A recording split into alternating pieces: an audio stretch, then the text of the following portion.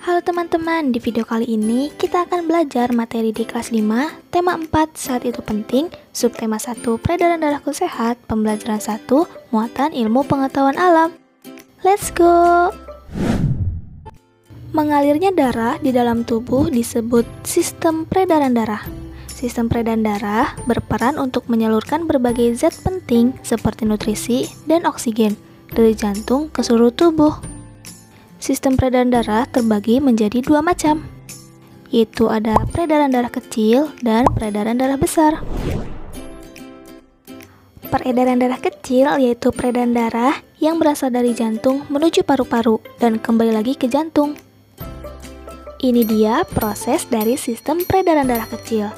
Darah yang mengandung karbon dioksida mengalir dari bilik kanan menuju paru-paru melalui pembuluh arteri pulmonalis.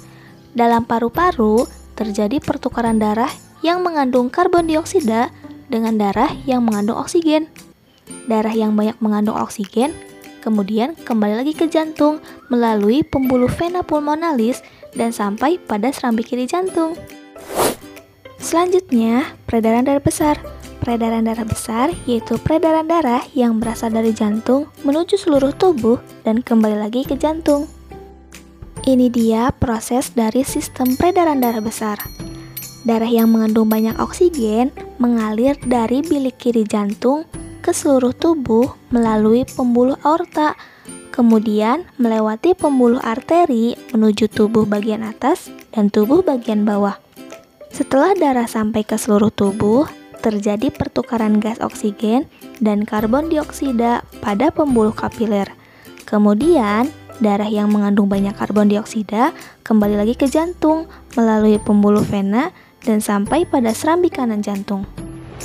Nah, berdasarkan uraian tadi, kita mengetahui bahwa organ yang berperan dalam peredaran darah manusia antara lain jantung, pembuluh darah, dan paru-paru. Tahukah kalian apa peranan setiap organ peredaran darah manusia? Yuk kita belajar sama-sama. Jantung. Jantung adalah organ tubuh manusia yang berfungsi memompa darah ke seluruh tubuh. Jantung memompa darah dengan cara berkontraksi dan berelaksasi secara bergantian, sehingga jantung berdenyut, mengembang, dan mengempis. Jantung terletak di dalam rongga dada sebelah kiri. Ukuran jantung kira-kira sebesar kepalan tangan pemiliknya. Jantung tersusun atas kumpulan otot-otot yang kuat yang disebut miokardium. Jantung terbagi menjadi 4 ruang, yaitu serambi kanan, serambi kiri, bilik kanan, dan bilik kiri. Organ peredaran darah yang kedua yaitu pembuluh darah. Pembuluh darah merupakan saluran tempat mengalirnya darah dari jantung ke seluruh tubuh dan dari seluruh tubuh kembali ke jantung. Pembuluh darah terdiri dari dua jenis, yaitu pembuluh nadi atau arteri dan pembuluh balik atau vena. Pembuluh nadi atau arteri yaitu pembuluh darah yang membawa darah yang kaya akan oksigen keluar dari jantung ke seluruh tubuh. Sedangkan pembuluh balik atau vena yaitu pembuluh darah yang membawa darah kaya akan karbon dioksida dari seluruh tubuh menuju jantung. Pembuluh nadi atau arteri yang paling besar disebut aorta. Pembuluh nadi dan pembuluh balik itu bercabang-cabang. Ujung cabang pembuluh terkecil disebut pembuluh kapiler. Pembuluh kapiler sangat halus, berdinding tipis, dan berpori. Dalam pembuluh kapiler inilah terjadi pertukaran oksigen dan karbon dioksida. Terdapat beberapa perbedaan antara pembuluh nadi atau arteri dengan pembuluh balik atau vena. Berikut ini perbedaannya. Untuk pembuluh nadi atau arteri, aliran darah keluar dari jantung, membawa darah bersih, kaya oksigen, kecuali pada arteri pulmonalis.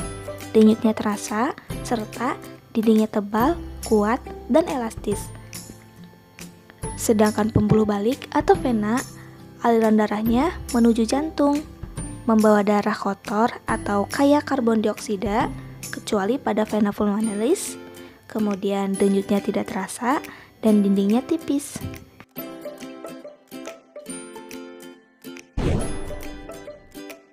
Organ lain yang berperan dalam proses sistem peredaran darah yaitu paru-paru. Paru-paru juga memiliki peran yang sangat penting dalam sistem peredaran darah. Dalam sistem peredaran darah, paru-paru berperan sebagai penyuplai oksigen ke dalam darah. Pertukaran oksigen dan karbon dioksida terjadi di alveolus. Itu dia pemaparan materinya. Semoga teman-teman paham ya. Sampai jumpa di video selanjutnya.